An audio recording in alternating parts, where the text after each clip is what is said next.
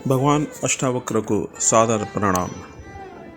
आइए भगवान की बातें इस YouTube चैनल के अगले एपिसोड का आरंभ करते हैं। अष्टावक्र गीता के संबंध में हम चर्चा कर रहे हैं।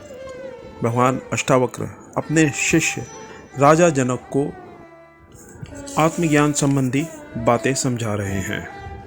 राजा जनक एक उत्तम जिज्ञासु हैं।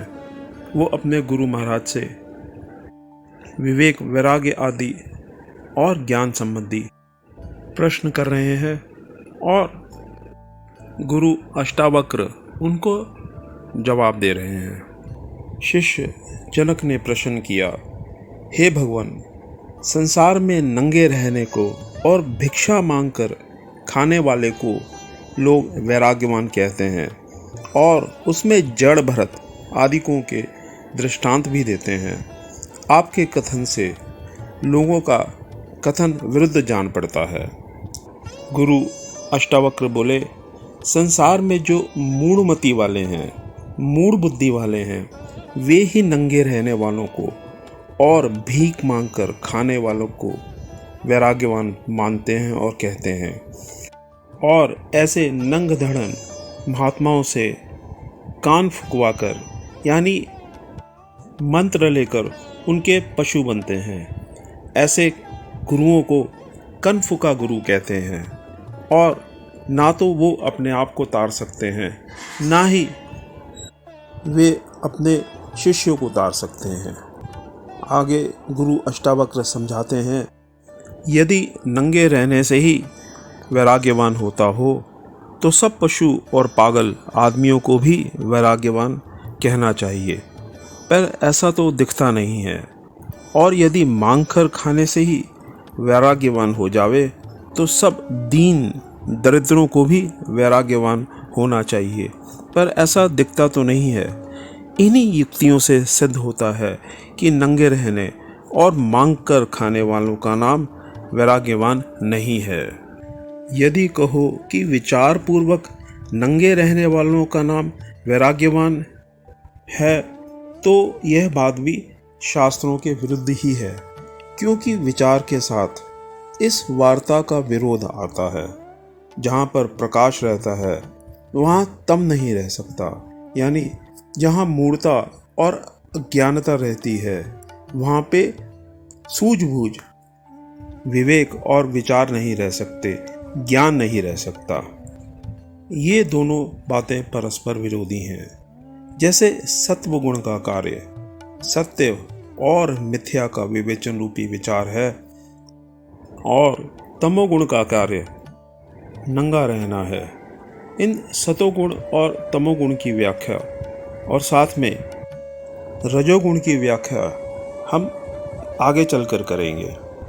फिलहाल अष्टावक्र ग्रंथ में दी गई व्याख्या को आगे बढ़ाते हैं। अष्टावक्र भगवान बोले, वर्ष के 12 महीनों में नंगे रहने वालों के शरीर को कष्ट होता है।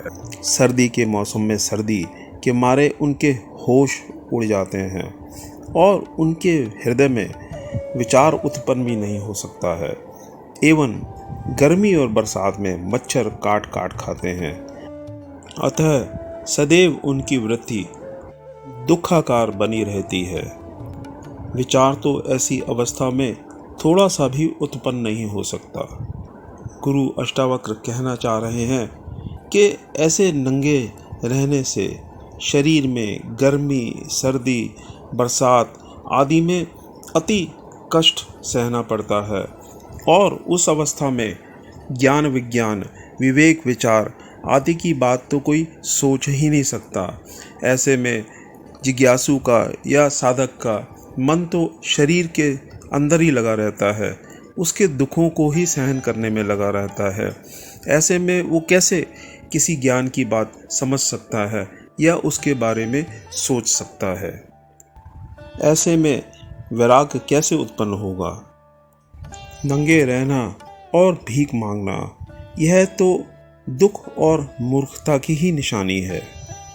ऐसे कथित वैराग्यवान का संसार तो और दृढ़ हो जाता है।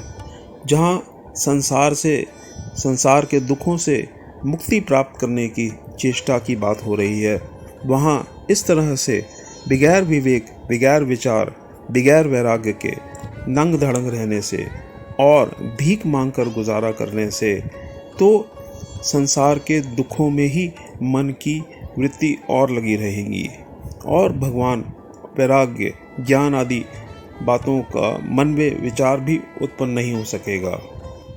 वैराग्य तो एक अति उत्तम अवस्था है जिसमें संसार के पदार्थों में दोष दृष्टि जाती है। जो संसार के पदार्थ हैं उनमें क्या दुख है, परिणामतः उनकी किस रूप में प्राप्ति होती भी है तो नहीं होती। इन विचारों का नाम ही वैराग्य है, जिससे कि संसार से ग्लानि उत्पन्न हो जाती है और मन संसार को छोड़कर भगवान की तरफ लग जाता है।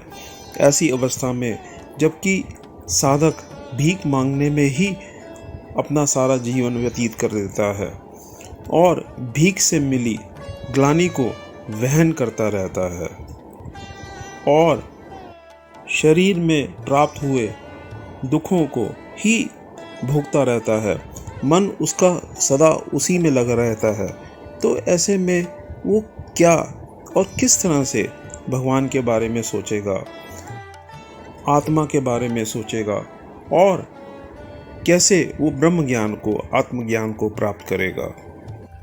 भगवान की प्राप्ति के लिए, अपनी आत्मा को जानने के लिए संसार छोड़ने की ज़रूरत नहीं है, परंतु संसार को अगर धर्म से और नीति से, यानी अधर्म का त्याग कर और अनीति का त्याग कर भोगा जाए, यानी इस संसार में रहा जाए और धर्म और नीति सम्मत व्यवहार किया जाए, तो आदमी का मन शुद्ध होता है।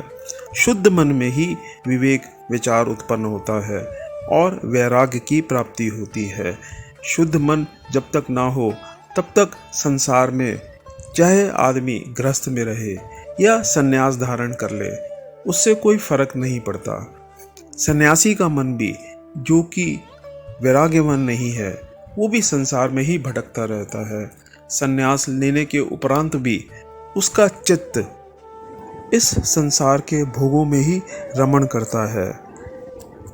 साधु वेश धारण करने पर भी उसके मन में यही इच्छा होती है कि मैं ज़्यादा से ज़्यादा अपने चेले बना लूं, मेरे ज्ञान की प्रसिद्धि चारों तरफ फैल जाए, मुझे लोग जानने लगे, मेरी पूजा करने लगे, मैं आश्रम बना लूं, कई आश्रमों का मालिक बन जाऊं, मेरे आगे पीछे लोग घूमें और मेरी पूजा अर्चना करें, मुझे भगवान तुल्य माने।